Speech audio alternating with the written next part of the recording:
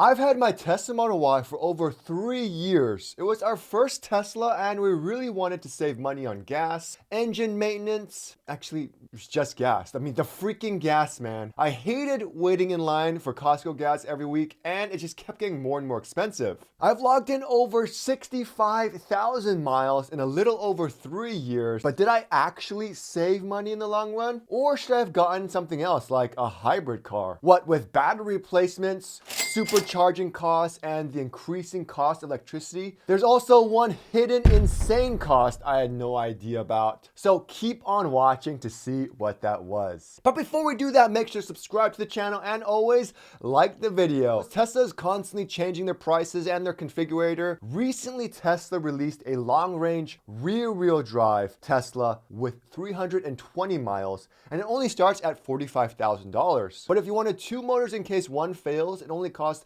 $3,000 more at $48,000, with slightly less miles at 310. So I think the rear-wheel drive Tesla Model Y is a super value and totally worth it, because don't forget, the $7,500 federal tax credit instantly drops the car down to as low as $37,500. When we got our Model Y 3 years ago, not including FSD, it cost us around $50,000. Now, being in California, both of my old cars were only about $300 each for registration. However, in 2024, my 2021 Tesla Model Y registration still costs us over $700. Now, I'm just going to be mentioning my other cars. I'm not going to be doing a full comparison versus something else. But don't get me started on the Tesla Model X, as this costs way more than a Tesla Model Y. For registration, it costs us around $1,110 for vehicle registration fees in California for the year. And I thought that was the end of all the Tesla surprises. However, when I opened my mail for the Tesla Cybertruck registration, I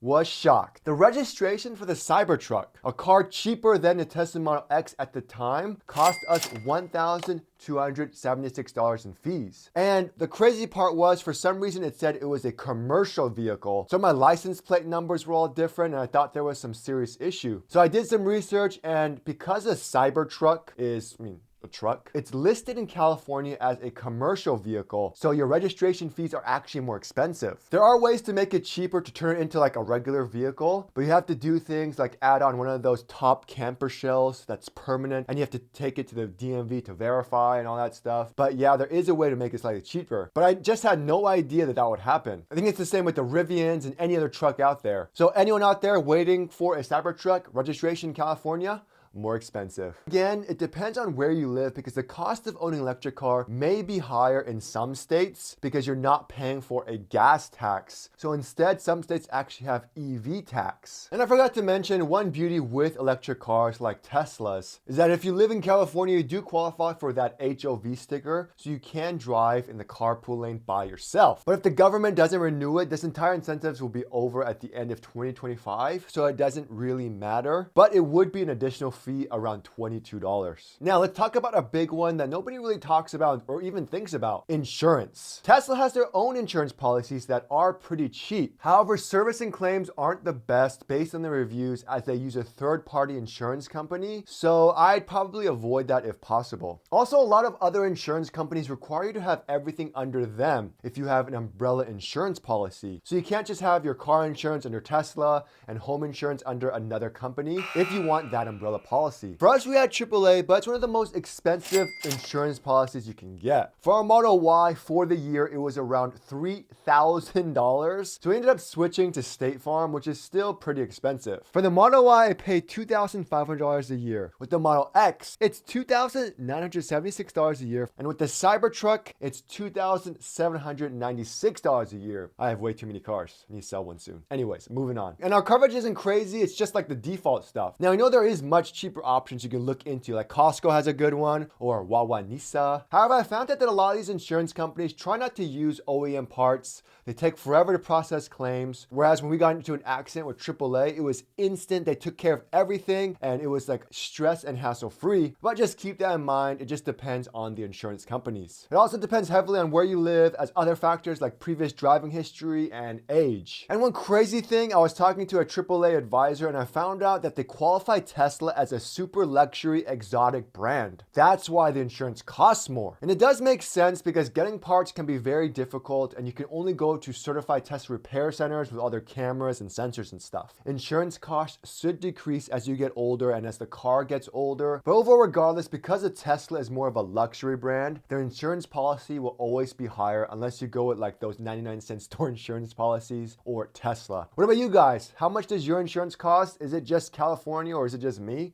Drop in the comments below. Now, next up is a biggie, maintenance. Now, I don't know about you guys, but I hate going to the car dealerships, even for service. I mean, their goal at the end of the day is to make money. Whether it be through when you first get your car or even during the service visit, they'll find a way to somehow charge me $80 for labor to replace my cabin air filters? Stealerships! Now, with Teslas, there's no engine, so already you're winning. And I realized Tesla doesn't really make any money off of basic services like air filter changes. So they actually have videos on their website so you can actually do it yourself. And I also have videos on how to do it yourself. It's not hard at all, and you can even clean the musty smell from your cabin air filter. Very simple to do. You don't have to deal with oil changes, spark plugs, flushes, and rarely do you have to replace your brakes and brake fluid. My friend has a Tesla with over 100,000 miles, never replaced his brakes once. He also never replaced his windshield wipers for some reason. I don't know, what are those made of?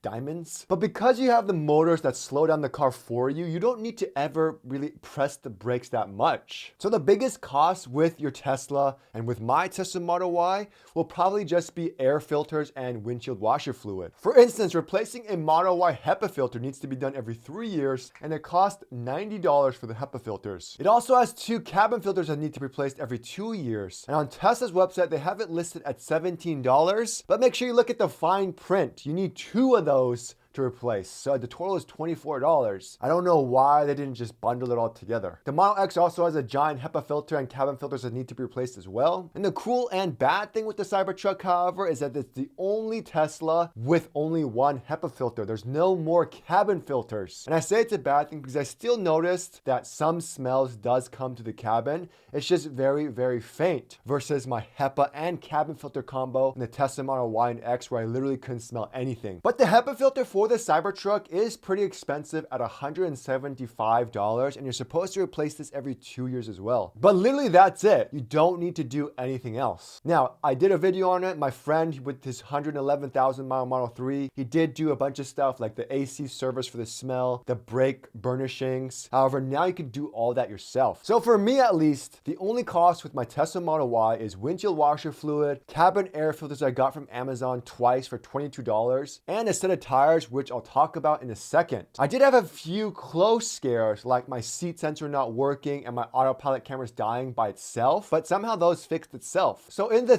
almost 4 years of owning my Tesla, the only cost I had to pay for was about maybe $50 on maintenance. I mean, it's so low that all these websites, they don't know how to calculate the fees of electric cars like a Tesla. For the maintenance, I think the most expensive thing was rotating the tires. However, another life hack, if you guys didn't know, you can actually rotate your tires for free at America's or Discount Tires, even if you didn't buy tires from them. Yes, you heard that correctly. I took my Tesla Model X there. I got a free tire rotation, even though my tires were still OEM ones from Tesla. The only thing they do is they ask you to replace their wiper blades, or they ask you to get their tire warranty, which I do highly recommend, because in case you get a nail and it's on the edges and you can't replace it, you only have to pay for that tire warranty, which is like $20 to replace that tire instead of having to buy a brand new tire. So even though on this website it says in 10 years it will cost around $4,700 to maintain your Tesla Model Y, it's definitely not true. Now, I will say that the one thing you may have to buy earlier with Teslas and electric vehicles is tires. These cars are heavy with more power and torque, so you have to deal with replacing tires sooner. And because it requires special extra low tires, it may cost a little bit more. However, I'm over 35,000 miles in on my second set of tires, and I have plenty of tread left. It all depends on the type of tires. For me, these are the Michelin Pilot Sport All Season 4s. It has super thick tread compared to other tires out there. We replaced the OEM Continental Pro contacts at 30,000 miles with the Michelins, and it cost us $1,400 for 4 tires versus my other gas cars where I could have waited at least 50,000 miles. And just for reference, if I were to replace my Model X tires, it would cost $1,300. And for the Tesla Cybertruck with the massive 35-inch tires, the cost of replacement is a little bit more pricey at $1,700. But the treads are so thick, so hopefully these tires last a little longer. Now, before we move on, this next section is to all those Tesla haters out there. Yes, I know, there are things that can go wrong with the Teslas, like the cameras failing or worse, the high voltage battery pack that holds all your miles just dying. This is very rare, but it does happen. It actually happened to me, but mine was covered under warranty. Their battery warranty is one of the best. With the Tesla Model S and X and Cybertruck, it's 8 years or 150,000 miles. With the Model 3 and Y long range, it's 8 years or 120,000 miles. And with the rear-wheel drive models, it's 8 years or 100,000 miles. But if you have to pay out of pocket, the cost to replace can range anywhere from $15,000 to $20,000. And for sure, you're going to be at a loss. So I guess just sell your car before your warranty expires. So let's talk about the next big saver. Gas. Now, one reason we all go electric is no more waiting in line for Costco gas lines. You can fill up at home, and if you have solar, almost for free. However, depending on how many EVs you own, you may still up paying a hefty amount on gas, especially with the rising cost of electricity. Depending on where you live, as always, we always try to avoid charging between 4 to 9 p.m., but it could cost anywhere from 25 cents on off-peak times. And don't get me started on on-peak times from 4 to 9 p.m., which is cost anywhere upwards of 60 cents.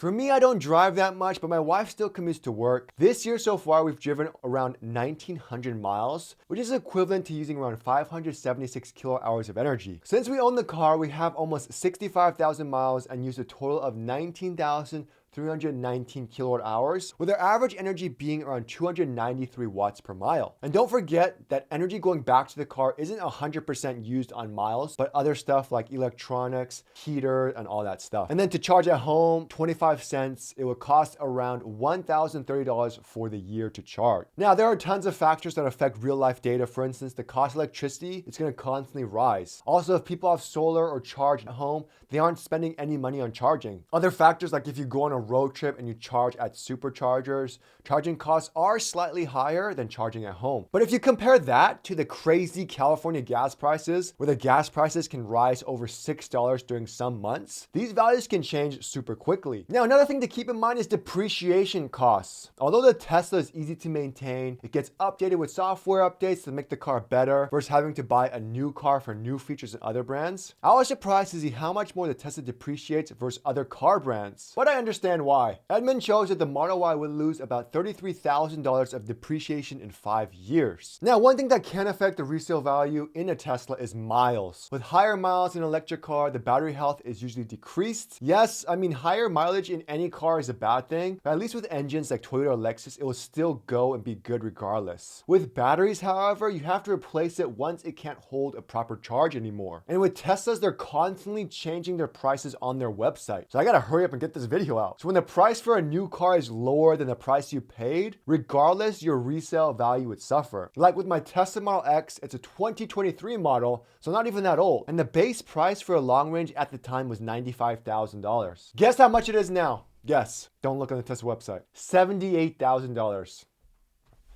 Get this out of here. I got taken for a ride. I lost so much money. Anyways, I digress. Now, another thing you gotta think about when you get a Tesla is essential accessories. On top of electricity costs, if you want to charge at home, you'll need to buy a wall connector. You can buy the Tesla wall connector for $450 or a universal wall connector for $620. And you need to have someone install it, like an electrician. And the cost can vary, but it can be anywhere from $500 to $1,000 or maybe even more depending on your setup. And now Tesla cheaped out and they don't even provide a mobile connector kit for free. So you have to pay $250 if you want that, which I definitely recommend because you never know if you need a quick charge in case your Tesla dies. And for some reason, the Tesla cult loves their accessories. 90% of Teslas I've been in had some sort of accessory, whether it be some sort of sunglass holder or these sexy knobs or a screen protector, which is a must, by the way, or even floor mats. And that's the one thing everyone loves and needs to protect their Tesla interior, floor mats. People buy them before they get their car. I was with a friend and he was going to pick up his Tesla and he brought his floor mats with him to the delivery center so he could install them before he even got into the car, which is crazy, but smart. But if you're in need of any new floor mats, one option I love is today's sponsor,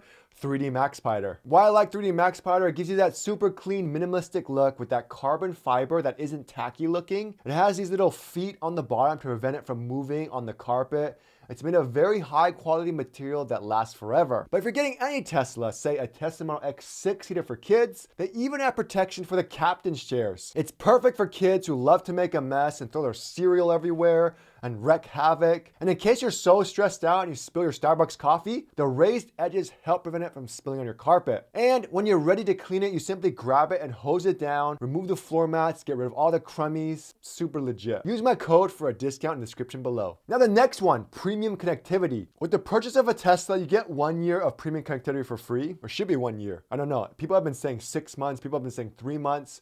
It's always changing. But afterwards, if you want to continue it, it costs $9.99 monthly or $99 annually, which I highly recommend getting the premium connectivity. You technically don't need it, but it's nice to have because they get fun and useful things like navigation, live traffic visualizations, Sentry Mode live camera where you can view it on your phone, music streaming, and all this fun stuff. Now, Tesla is a fairly new car brand. Their cars, for the most part, are simple to build with not that many issues. My Model Y had a few major issues, but they were all covered under warranty. My Model X doesn't have as many miles, but doesn't have many issues either, with the Falcon Wing doors, which everyone hates, but I love, but no issues. My Cybertruck is a brand new car for Tesla, so they had to work out some of the kinks, but again, all free under warranty. These are all reliable cars and they do last. So the biggest savings you're gonna find is to keep your Tesla for semi-long run, at least 8 years. So when in doubt, Tesla it out. So let's just summarize, just do a quick summary of what happened. So I've had my Tesla Model Y for almost 4 years. Let's talk about what I actually spent on the car. Basic annual recurring costs, including registration and insurance, is around $3,200 for the year. Maintenance costs, $40 tops a year, as well as tires that cost $1,400, and electricity costs to charge the Tesla,